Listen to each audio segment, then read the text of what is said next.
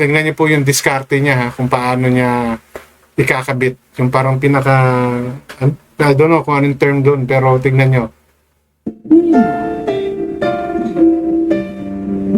Ayan o, struggle to.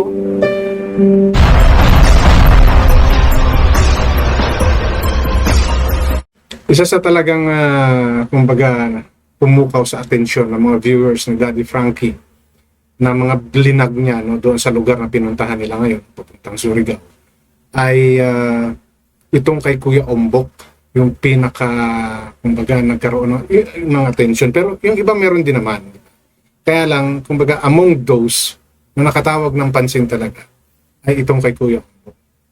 Unang-una talagang, ang gumagana na lang sa kanyang kamay niya is yung kaliwa. Mayroon pa siyang nanay na ngayon ay ulilyanin na.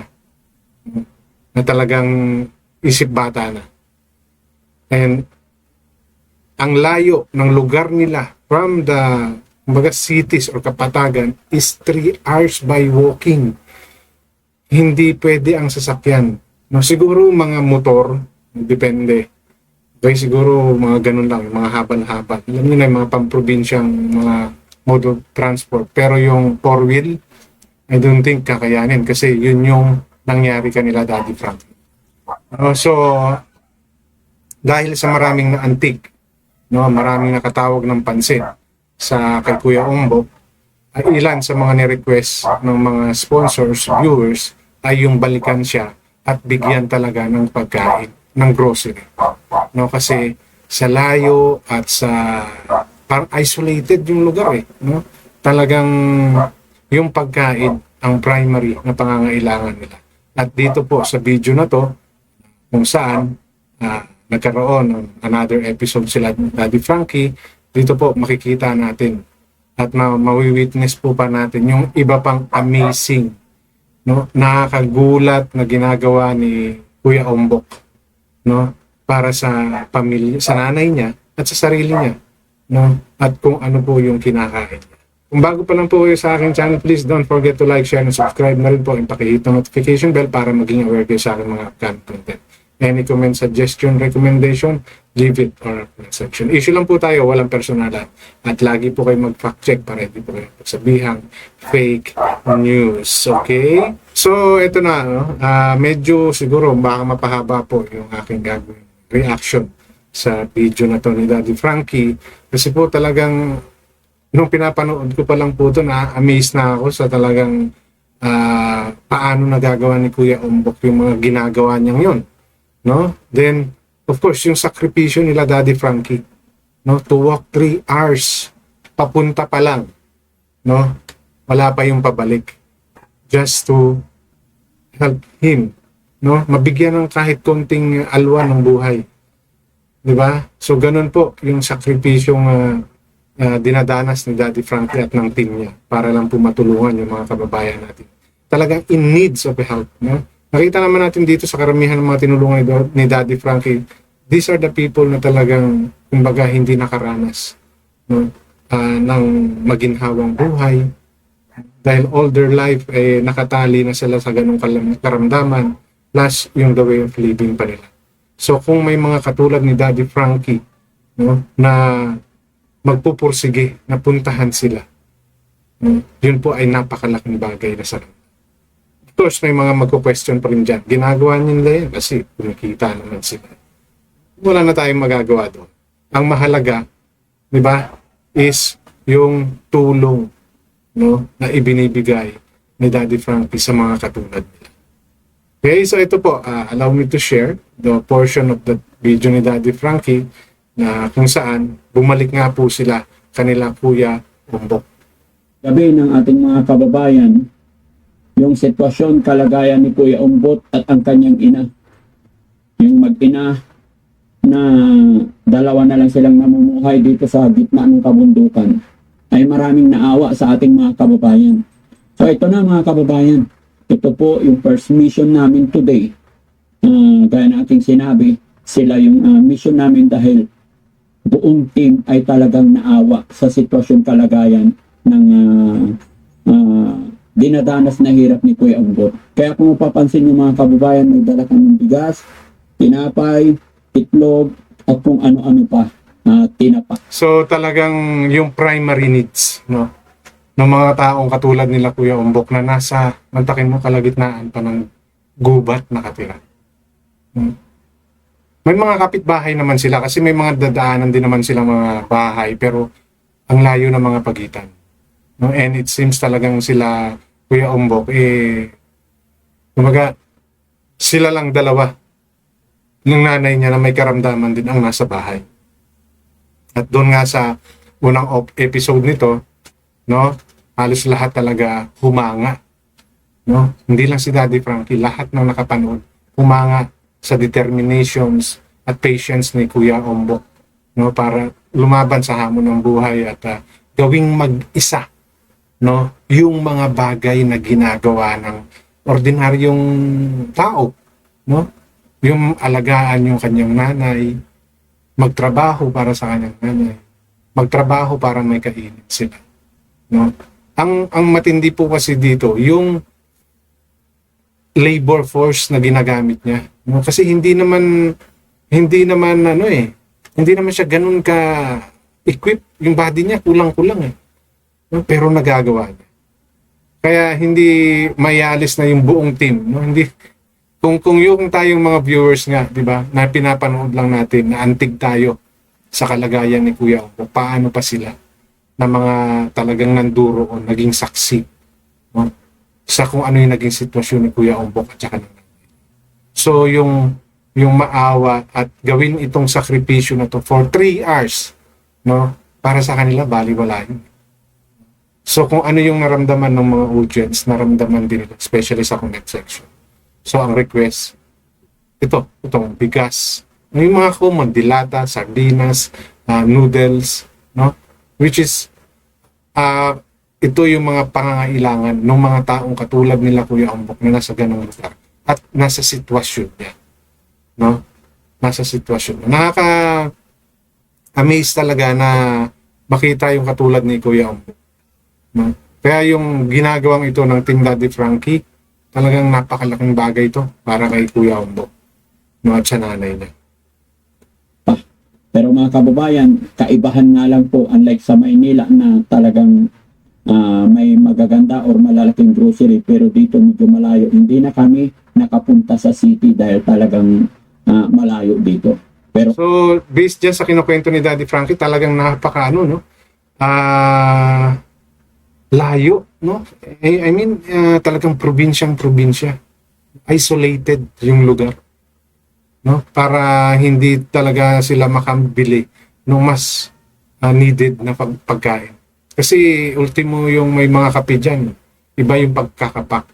No, hindi siya yung katulad ng mga naiinom nating coffee, yung talagang process. Ito I think somewhere around lang dyan sa area na yan. Baka nga ropa yan Yung talagang binilad lang din. So ganun yung mga ibang dala nila Daddy Frankie. So mantakin mo, kung pupunta pa talaga sila ng city, sasadyain nila yung distance pa lang, matatalo na sila. Pagod na agad. So kaya siguro yan, binili lang nila yan dyan around that place. Yung malapit lang dyan sa lugar nila Kuya Umbok, no? Para lang mayroon silang mahatid na groceries para lang may makain sila sa pang-araw-araw. so mga kababayan, samahan niyo po kami na puntahan natin sila, kumustahin natin sila kung ano na kaya ang nangyayari sa kanila ngayon. Let's go mga kababayan. Tignan sila. Tignan niyo mga kababayan. Kumakain sila. Sakto-sakto. Siya pa yung Kung titingnan nyo, no, akala nyo napakalakas pa nung nanay. No? Hindi. Talagang isip bata na siya. Para nga siyang 4 or 3 years old. No, na kung titingnan nyo maayos. Pero hindi na nakapagsalita. Sinisenyasan na lang. No? Mahina na rin ata yung pandina. Kasi nagkasakit. Na-stroke din daw ata yan. Bago naging ganyan. Parang naging ulilyanin. Kaya lahat talaga, ultimo paglalagay ng pagkain si Kuya Ombok pa rin. Kaya niya lang sumubo mag-isa. Pero malamang baka pati yung personal hygiene niya, si Ombok na rin yung gumagawa. So ganun yung sakripisyong ginagawa ni Kuya Ombok. Kasi wala namang sinabi na sila ay merong, siguro mga kapitbahay, sinisilip-silip lang sila. Pero talagang sila lang, no? Silang dalawang mag-ina lang nasa bahay na yan. Sasandok para sa nanay niya. Hmm.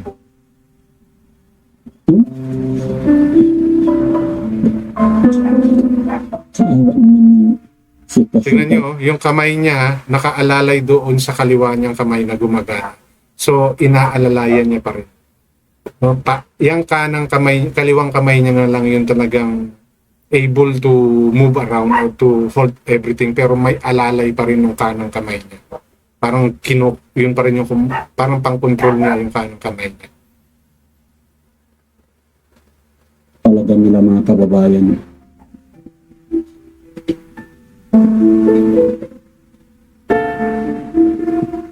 Talagang mga kababayan, silang dalawa lang talaga solo ang namumuhay dito sa bahay nila.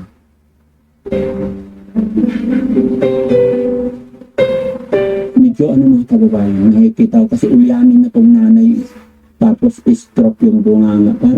Parang nagiging ulyanin pa. Parang pasaway pa. Nag-iisip bata na nga no? Totoo yung sinabi ni Daddy Frankie, nag-uulilianin.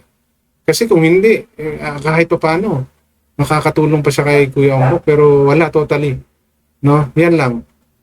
Kakain lang siya, servisyuhan pa. No? Si Ombok pa yung sumasandok ng pagkain niya. At matindi yung ulam nila.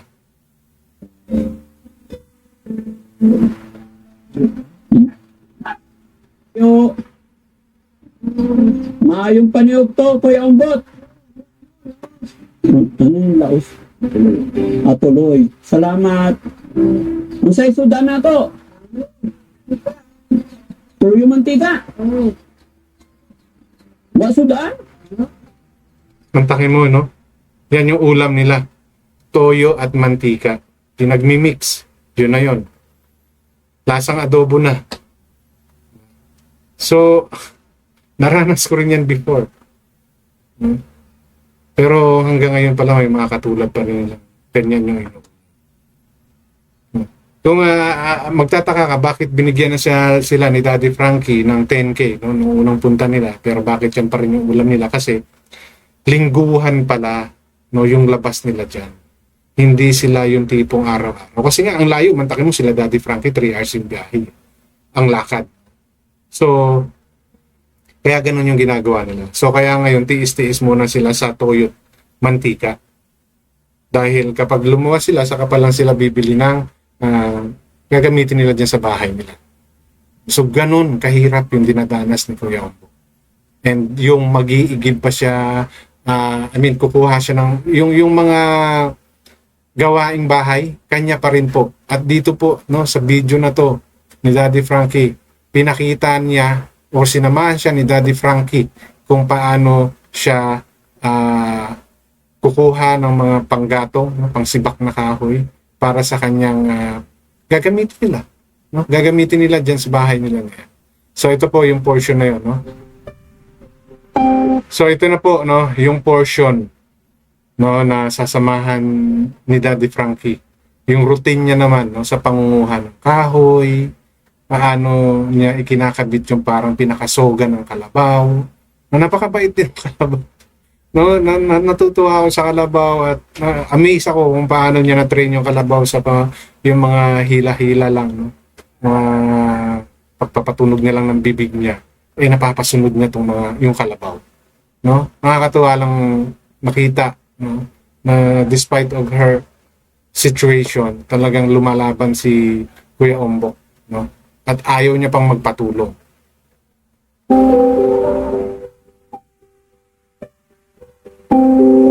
So, ayan po is yung ipupwesto niya na yung kalabaw. Diyan sa parang karo niya na yan, no? Tingnan nyo, yung isa niyang kamay, no? Yung kamay niya, na kanan, nakasampay doon yung kanang paa niya. Then yung kaliwang kamay niya, yun yung ginagamit niyang parang paa niya na itinutulak niya yung katawan niya forward. No? So yung talagang ano niya is yung pinakapuwet niya na, pinakabalakang niya na. No? Ganyan po siya. No? Pagpunta sa bundok, no? Kung saan man siya pupunta, yan, ganyan ang kilos na ginagawa niya.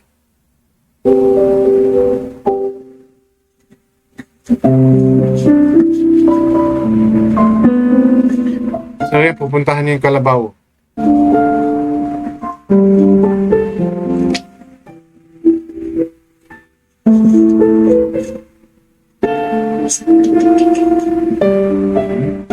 Pagka ano niya, no, may something sa niya, no? May something doon dahil tumayo yung kalabaw. Naiintindihan na siya ng kalabaw, eh.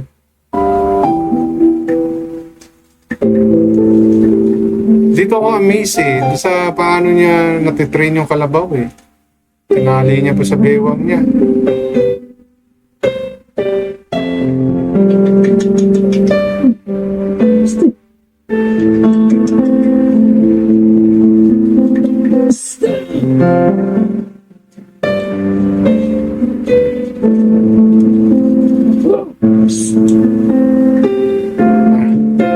Yan, ito na. Ipupwesto niya na yung kalabaw doon sa sogan niya na yon.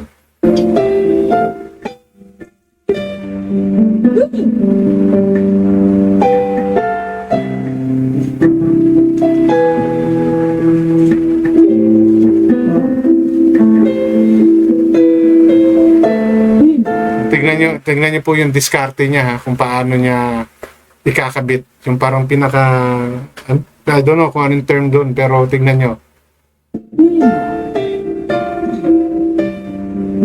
Ayan, no? Struggle to.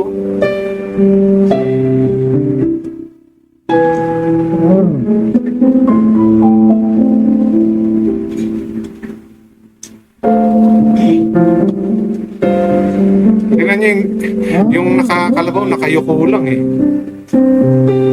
Yung kabilang side naman. Tingnan niyo yung kaliwang kamay niya lang talaga yung gumagana. Nakakatuwa lang kasi yung kalabaw talagang umaano sa kanya.